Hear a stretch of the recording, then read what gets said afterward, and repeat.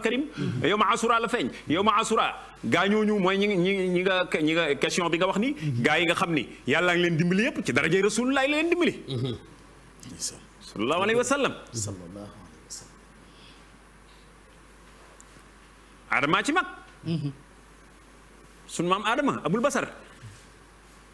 ndimbalam ci darajay rasulullah la ko am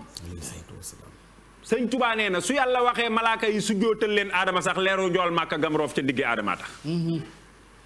li nuurihi sajadat amlaaku mursilihi lil jaddi Adama nuuran fihi munkatima sallallahu alayhi wa sallam sëñ Tuubaa nee na Adama su ko yàlla baalee ca lam laaloon mook soxna sax te ñu punir leen punition ba moo tax ñu wàcc fii ñun ci àdduna c'est grâce à rasulullahi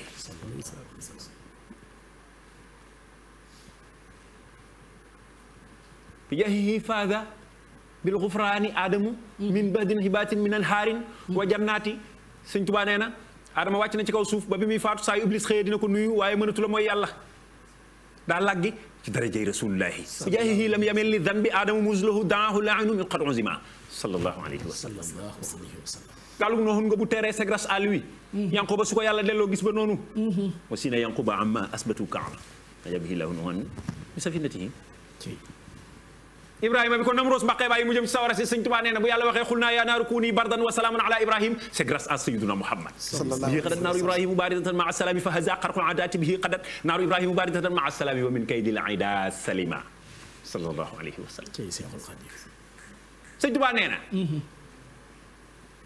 sànni gi Yuusufa ca teen ba mu génn fa dem pale wazir bi adopté ko c'est grâce à rasulullah sallallahu alayhi wa sallam damaa tam kaso ba génn fa ñëw pale doon gouverneur u réew mi ba noppi dib yonent c'est grâce à sayyiduna Muhammad bil muntaqa akhrajal manaanu yusufu min jubbin wa min kaydi man anhahtada wala ma kaso ba bil mustafa akhrajal manaanu yusufu min sijnil matini wa min tilkal qiyaabati sallallahu alayhi wa sallam sëñ Tuubaa nee na Suleymaan dadaa war ngelaw di dawal mais ngelaw nangulu ko ci darajey rasulullahi la ko war Daawuda danaan jël weñ di ko def mbubb ak dàll di ko sol waaye weñ nooyul ci loxol Daawuda ci darajey jool Makka bihi ulina li Daawuda al hadidu bihi wa Suleymaana tasxiran kama fuhima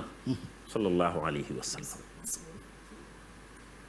Moussa bu xaree géej gi ci darajey rasulullahi sëñ Tuubaa nee na Isaa suñ ko waree jàpp daaj ci croix bi yàlla yël jëmmam yóbbu asamaan remplacé ko ñu daaj ko c'est darajey sayyiduna Muhammad bil Mustafa bahru Moussa kaana mun falixan kama bihi ruhu Isaa li sama isama te ñoom yonent yi ñoo fi gën waaye seen biir gën gi ñoom képp ku ci am dimbal yaa ngi ko am ci darajey sayyiduna Muhammad kullu nabiyyin wa rasulin yatba'u xalfal wasilati huwa al mutabba'u xanaa kon rasulullahi kenn la est-ce que kenn yonent bi daa yàq ci kenn yàlla gi dara déedéet kon kay kenn borom Tuubaa gi du yàq ci kenn yàlla gi dara allahu akbar am de kenn yonent bi sayyiduna Muhammad yàqul ci kenn yàlla gi dara kon kenn borom Tuubaa gi tamit yàqul ci kenn yàlla gi dara Sëñ Tuubaa moon wax lam yabdu mislul Mustafa Muhammadun misaaluhu lam yaati katabtu anal muntaxa xat faaxa man madaa wa man yaati wa man fii sa zaman kon kay kooku kenn la sayyiduna Muhammad sallallahu alayhi wa sallam kenn la kon kay kennal yonent bi war na mën a am association ba GIE bu tudd noonu mais du yàq ci kenn yàlla gi dara du tax nu bokkale yàlla yonent bi kenn la koo xam ne misaalam amul lam yabdu mislul Mustafa Muhammadun misaaluhu lam yaati koo xam ne ku mel ni moom amul kenn la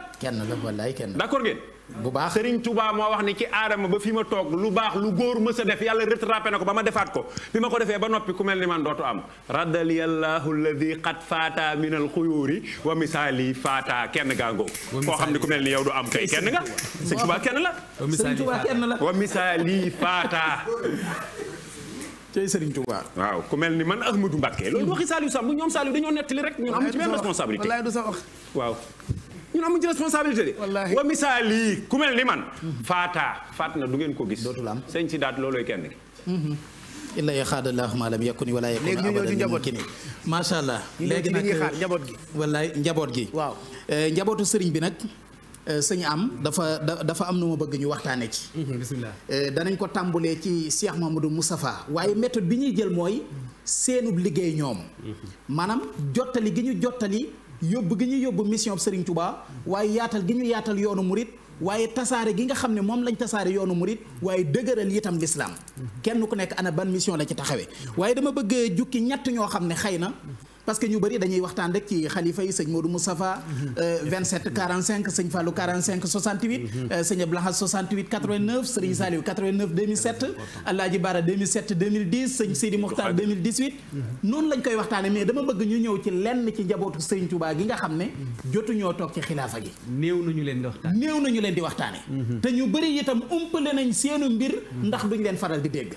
mu am ci kenn ci doomi sëriñ Touba yi sëñ Amidou junj na ko muy Cheikh Ibrahima Mbacké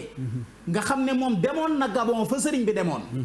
ban taxawaay la amoon ci ëttub sëriñ Touba ak yan jagle la ko Cheikhul Khadim defal moom Cheikh Ibrahima donte ci ay atam guddulu fan waaye ko yaatoo fan la ba pare li garaaw ci moom mooy boo ko dee